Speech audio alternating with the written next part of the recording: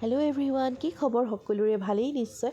আজি পুনৰ আপোনালোকৰ কাষলৈ এটি মিনি ব্লগ লৈ আহিছোঁ আৰু আজি হৈছে 25 ডিচেম্বৰ আৰু আজি হৈছে মেৰী খ্ৰীষ্টমাছ আৰু সেইকাৰণে মোৰ ফালৰ পৰা আপোনালোক সকলোলৈকে মেৰী খ্ৰীষ্টমাছৰ আন্তৰিক শুভেচ্ছাও জ্ঞাপন কৰিছোঁ। আৰু যিহেতু আজি বন্ধ খ্ৰীষ্টমাছ উপলক্ষে, সেইকাৰণে আমি সকলোৱে পটককেনে ভাবি মেলি ওলাই আহিলোঁ আজি এটা পিকনিকে খাওঁগৈ বুলি।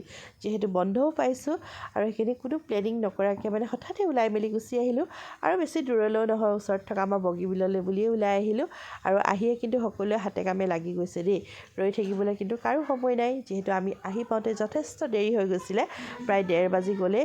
আৰু এইফালে আহিয়ে চিধা কেৰাহী পাতি মাছ চাছ ফ্ৰাই কৰিলে আৰু এইফালে আমাৰ দাদাই ধুনীয়াকৈ খানাটো বনাই আছে। আৰু যিহেতু খুব বৰ বেছি আমাৰ বস্তু বনোৱা নাই, যিহেতু সময়ো যথেষ্ট দেৰি হৈ গ'ল, প্ৰায় মাছ আৰু মাংসই বনোৱা হৈছিলে। আৰু এয়া মাছ প্ৰায় আমাৰ হওঁ অৱস্থা। আৰু এইফালে আমাৰ বাপেক পুতেক দুয়োটা বিজি হৈ আছে আৰু এইফালে মই যিহেতু পিকনিকলৈ আহিছোঁ, ময়ো অকণমান চালটো দি দিছোঁ আৰুনো কি কৰিম। আৰু এয়া এইফালে মাংসও পাতি দিয়া হ'ল, খুব ধুনীয়াকৈ সুন্দৰকৈ মাংস বনি আছে আমাৰ। মাছটো যিহেতু হ'লেই, এতিয়া অলপ দেৰি পাছত যিহেতু মাংসও হ'ব। এয়া চাওকচোন মাংসখিনি কি ধুনীয়া হৈছে, ধুনীয়াকৈ মাংস বনাই থকা হৈছে এইফালে।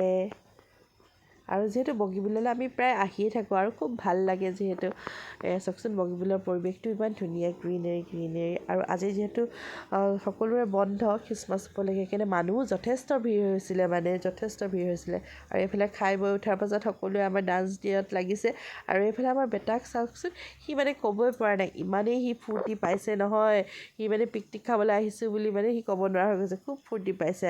আৰু যিহেতু এইফালে আমি এতিয়া খাই বৈ সকলোৱে আজৰি হ'লোঁ, আজি খানাটো খুবেই ভাল হৈছিলে।